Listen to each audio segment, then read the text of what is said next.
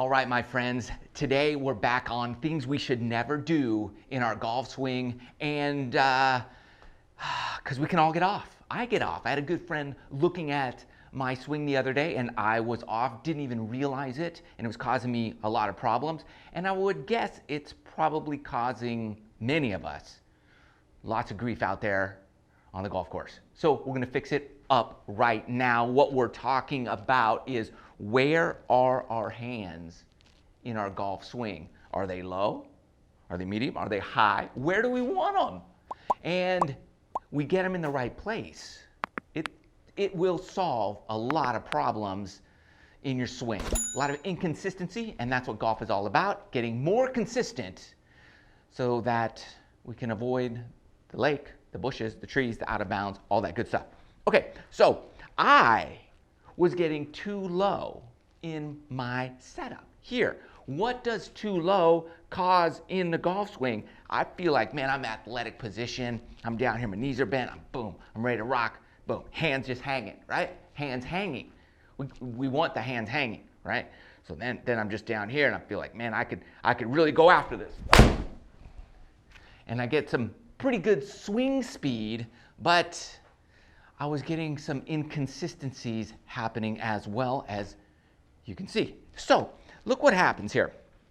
When I have my hands too low here, when I take it to the top of the backswing, my wrist is cupped. Now, some people play with a cupped wrist out there, and if you're on the PGA Tour, you do your thing. But if you're not, we don't want that, because we come down, our club face is going to be wide open here, and then we're going to have to uncup and do a lot of things. The cup causes inconsistencies. Let me show you a few shots and what the cupping does.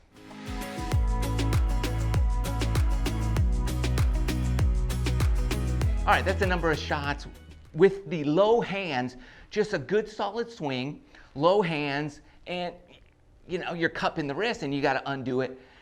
A lot of hand motion there, a lot of variables happen at the same time, a lot of inconsistency.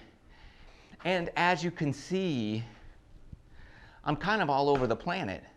That might be okay if I'm hitting a driver and I hit the fairway every time, but I'm hitting a 7-iron. I kind of want to be on the green, and I don't want one 185 and one 162. That's totally inconsistent. Sure, some are far, but they're all over the planet. We can't have that. And that's kind of what my shots on the course have been looking like lately. We want to eliminate that. So now let's just do one little tweak and see what it produces. Here's what we're going to do. We're going to go from low in here, and I'm just going to take my hands and bring them up to here, okay? I'm trying to get this club kind of flat on the ground, okay? So it comes, this is flat to begin with. That's a good kind of baseline of how high you want your hands to be. You know, you don't want to be that high, and you don't want to be way down here either, which is too low, right? And what does just doing this little thing get for you? Well, instead of like down here, low hands, my chest is sucked in, right? And my shoulders are kind of hunched over, and I'm down in here. I've got power in the legs, sure, but my chest is gone. And like, you cannot rotate. That's where I was going. That's a little exaggeration, but it's kind of where I was. So now we get those hands high, right? And it's height dependent. So the taller you are, the less like Bryson DeChambeau you'll look like. So I'm shorter, so I'm right here. So right there. Now my chest can come out. I have what my friend called proud posture. So I kind of like that. Okay. Now I could just turn. I'm free to turn, right? Down here, I'm like, it's hard. I can't see the ball. A lot of difficulties with that. I feel kind of constricted. So here, now I turn. Oh, I'm up, I'm over, I see the ball. I've got good rotation, easier to rotate. Just by bringing my hands up and I come back here, now my wrist is just flat, right? Now I just rotate, club shallows out, we're good to go. Let's see what kind of consistency I can get the cupped shots versus high hands shots. Just going from here to here. Feel like my head's up, I'm taller, and if you're taller, This is good because now I could come into the ball. If I'm low, I'm coming out of the ball. Huge difference just by raising here, okay?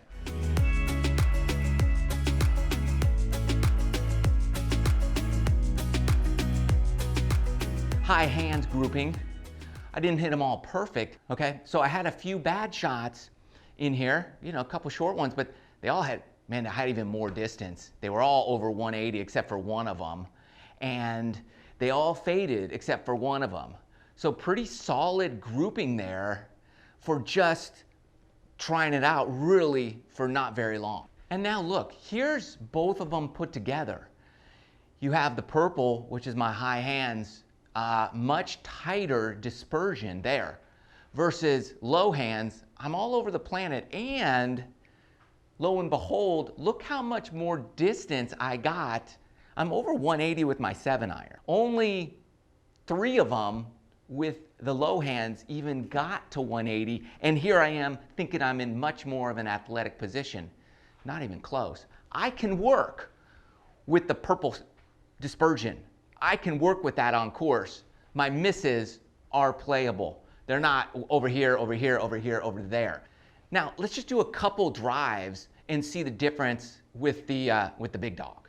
This is really where that inconsistency would destroy your entire life. Like, who swings at 103 miles an hour and carries it 227? Let's switch up to high hands. So as you can see with the driver, a lot more consistency, a lot more accuracy, a lot even more clubhead speed. So if you're going to make a mistake out there, go a little too high versus too low. You never want to do this, get too low, all right? If you want to see more things you should never do in your golf swing, click right over here. Thanks for watching. Love you guys. See you next video.